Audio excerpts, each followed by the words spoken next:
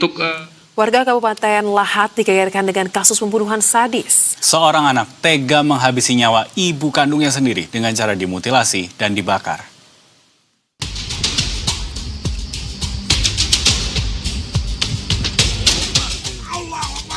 Peristiwa pembunuhan sadis mengguncang warga Kabupaten Lahat, Sumatera Selatan. Seorang anak tega menghabisi nyawa ibu kandungnya, Siti Anawati, dengan cara dimutilasi, dibakar, lalu menguburkan jasad korban tak jauh dari rumah mereka. Jasad korban ditemukan dalam kondisi mengenaskan, terpotong menjadi beberapa bagian dan dibungkus dalam 3 karung, dengan sebagian tubuh mengalami luka bakar. Polisi mengungkap pelaku pembunuhan korban menggunakan parang, kemudian memutilasi tubuh korban sebelum membakar sebagian jasad untuk menghilangkan jejak. Sebelum pembunuhan, pelaku juga mencuri kalung emas milik korban seberat sekitar 13 gram. Perhiasan tersebut dijual dan hasilnya digunakan untuk bermain judi online. Si pelaku ini melakukan perbuatan tersebut dengan cara memotong-motong tubuh korban. Sebelumnya juga pelaku ini sempat mengambil barang milik korban berupa perhiasan emas kurang lebih beratnya 13 gram, kalau diuangkan lebih dari 25 juta. Tujuannya untuk digunakan untuk melakukan judi online. Kasus terungkap setelah warga mencium bau menyengat di sekitar lokasi.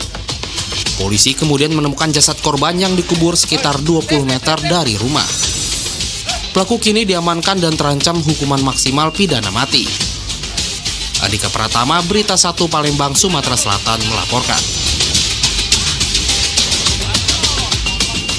Kita ulas lebih dalam mengenai kasus pembunuhan disertai mutilasi yang dilakukan anak pada ibunya di Lahat ini bersama Hanifah Hasna, kriminolog Universitas Indonesia. Selamat sore, Bu Iva. Selamat sore, Mas. Ada Dev dan Soza di studio. Terima kasih sudah bergabung bersama kami di Berita 1 Sore. Kalau kita lihat ini penyebabnya ini adalah karena tidak mendapatkan uang untuk main judi online. Sebegitu berpengaruhnya kah kecanduan judi online ini sampai membuat pelaku kemudian bisa berani melakukan pertumpahan darah begitu, termasuk kepada ibunya sendiri? Ya, baik. Jadi sebetulnya semua jenis kecanduan itu yang utama adalah dia akan merusak otak. Jadi ketika seseorang kecanduan dalam bentuk apapun, yang harus kita ketahui, dia akan menjadi pribadi yang impulsif. Apalagi ketika kebutuhannya tidak terpenuhi. Nah, akibat dari kebutuhan yang impulsif tadi itu dan keinginan yang instan tadi itu, biasanya dia kehilangan kemampuan untuk mempertimbangkan konsekuensi. Nah, jadi kalau pertanyaannya adalah apakah kecanduan itu membuat seseorang menjadi pelaku kejahatan? Sebetulnya tidak semata-mata seperti itu, tetapi ada hal lain yang sebetulnya sudah terjadi dalam pribadi tersebut atau individu tersebut, yaitu pengendalian diri yang kurang. Tapi karena kecanduan itu merusak otak, menjadi memperparah kondisi tersebut.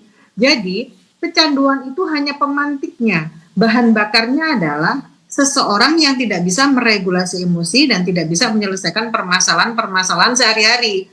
Sehingga kita bisa ketahui orang-orang seperti ini biasanya hidup dalam lingkungan yang kriminogenik, di mana dia berpotensi melakukan kejahatan ditambah dengan potensi-potensi yang ada, yaitu dia kecanduan judi online yang membuat dia menjadi pribadi yang impulsif dan tidak memikirkan konsekuensi dari apapun yang dia lakukan. Demikian, Mas Dev. Baik, Bu Hanifah, Anda mengatakan kecanduan hanya jadi pemantik, tetapi akarnya adalah persoalan seorang individu, seorang pribadi yang tidak bisa meregulasi terkait dengan permasalahan yang terjadi. Nah, persoalan meregulasi ini berarti akarnya ini sudah sejak dari kecil, dari dalam internal keluarganya sendiri kah pola ini terjadi akhirnya hingga ya tumbuh dewasa juga itu terbawa, atau sebenarnya lingkungan atau faktor apa yang paling mempengaruhi mengapa akhirnya bisa tumbuh seseorang yang sulit untuk meregulasi perasaan dan juga permasalahannya sendiri? Nah, jadi begini Mbak Soza, jadi sebetulnya regulasi emosi, bagaimana cara kita bersikap, bagaimana kita mempunyai batasan, itu tidak bisa terjadi secara instan. Artinya ini harus dilatih terus-menerus.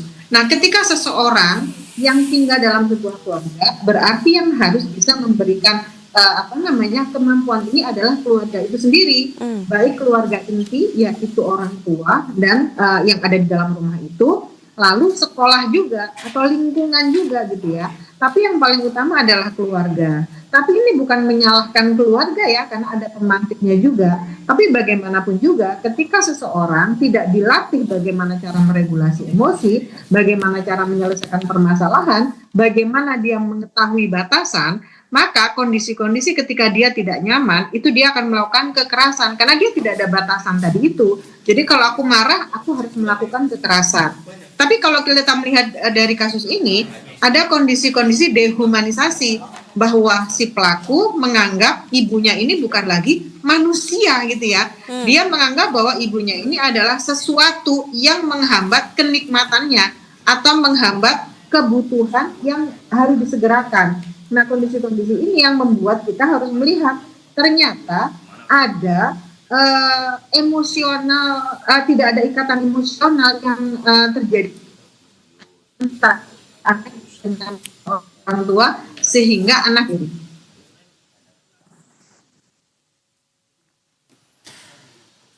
Oke, baik. Bu Giva? Ya. Iya, baik.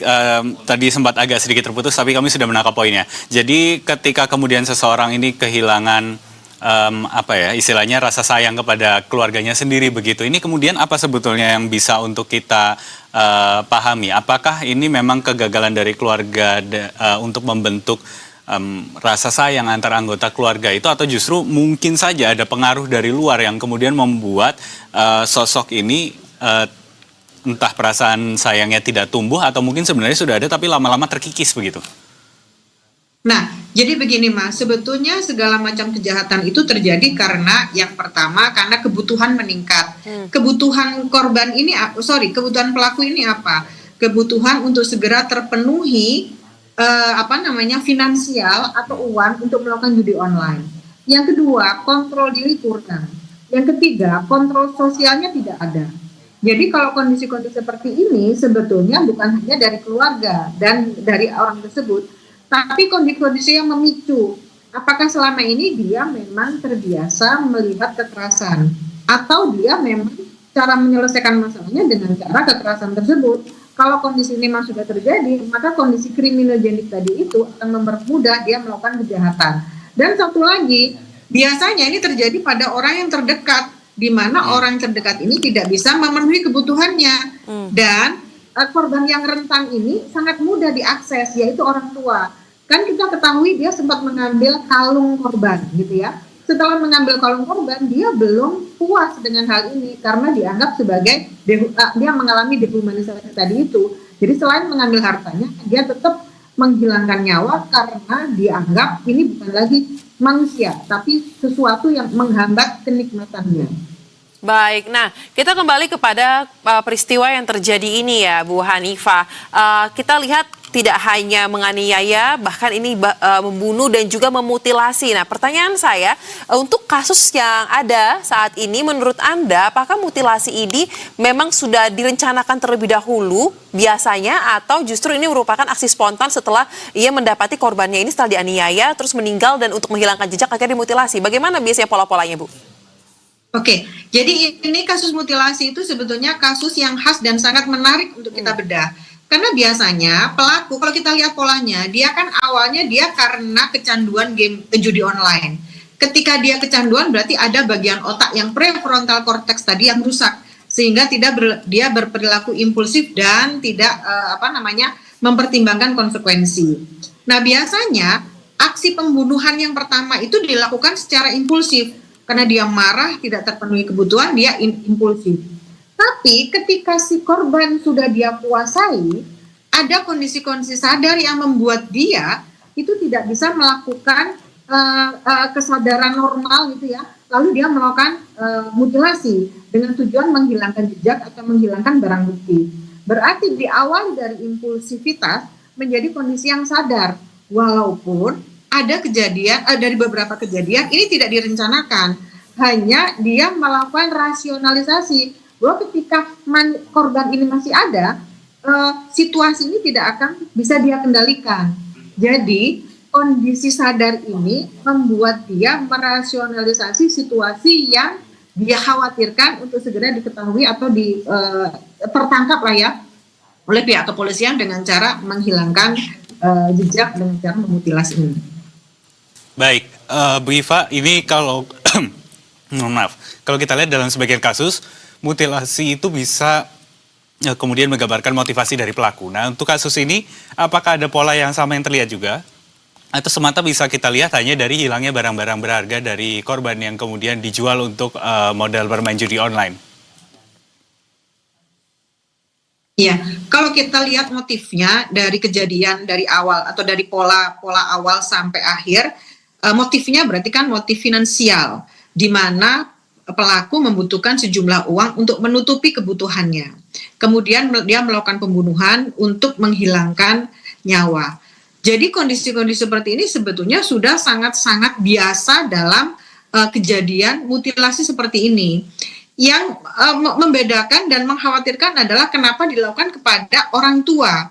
Ini kan sangat-sangat mengkhawatirkan. Karena nyatanya bila ini sudah sekian banyak terjadi, berarti institusi keluarga itu bukan menjadi institusi yang aman. Padahal kan keluarga itu diharapkan adalah lingkungan yang bisa mengontrol agresivitas seorang anak atau anggota keluarga tersebut. Berarti kan ada kondisi-kondisi di mana kerentanan emosional, kelekatan itu menjadi renggang dalam keluarga-keluarga pada saat ini. Ditambah lagi dengan pengaruh media sosial, pengaruh judi online dan hal-hal lain yang bisa merusak mental atau moral seorang anak terhadap keluarganya. Baik, terakhir Bu Iva, karena kita lihat peristiwa penganiayaan terhadap keluarga akibat kecanduan judi online bukan kali ini saja terjadi, tapi banyak sekali kita lihat ya infonya dan kasusnya beredar. Apakah menurut Anda ada langkah preventif mungkin yang bisa diambil oleh instansi terkait, mungkin tidak hanya keluarga tapi juga pemerintah, melihat bahwa kecanduan judi online ini sepertinya semakin merebak dan dampaknya juga sangat parah, Bu? Silakan. Iya. Mbak Souza, sebetulnya kalau kita ngomongin keluarga, tadi kita sudah menyatakan bahwa keluarga itu menjadi lingkungan yang kriminogenik. Tapi sebetulnya kalau tidak ada regulasi dari pemerintah terkait dengan judi online, dengan game online dan lain-lain yang membuat anak-anak kita atau masyarakat kita menjadi kecanduan, ini akan menjadi langkah yang terpincang-pincang gitu ya. Karena bagaimanapun juga itu ada di platform yang sudah disediakan. Artinya harapannya adalah kepada pemerintah untuk memberikan regulasi yang tegas dan tepat sehingga kondisi-kondisi kriminogenik ini tidak hanya dipersalahkan kepada keluarga atau lingkungan terdekat, tapi karena memang sudah dipersiapkan atau diizinkan secara meluas untuk merusak masyarakat kita. Lalu pencegahan itu kan harus dua arah. Yang pertama adalah individu mengelola diri dan lingkungan yang ikut membatasi kontrol. Bagaimana lingkungan itu mau membatasi kontrol? Kalau orang tua mungkin bisa membatasi kontrol, tapi disediakan, judi itu sudah disediakan dan kenikmatan-kenikmatan itu dirasakan oleh pelaku atau orang-orang yang berpotensi menjadi pelaku. Kalau kondisi ini tidak dihentikan, maka akan ada mutilasi-mutilasi yang lain yang akan terjadi. Demikian Mbak Souza. Baik, kalau begitu nanti kita akan coba untuk lihat lagi kemudian seperti apa perkembangan lanjutan dari kasus ini. Terima kasih banyak Hanifah Hasnah, kriminolog Universitas Indonesia. Bu Iva, terima kasih untuk analisa dan juga pandangannya yang sudah dibagikan di Berita Satu Sore untuk hari ini. Selamat beraktivitas kembali, Bu.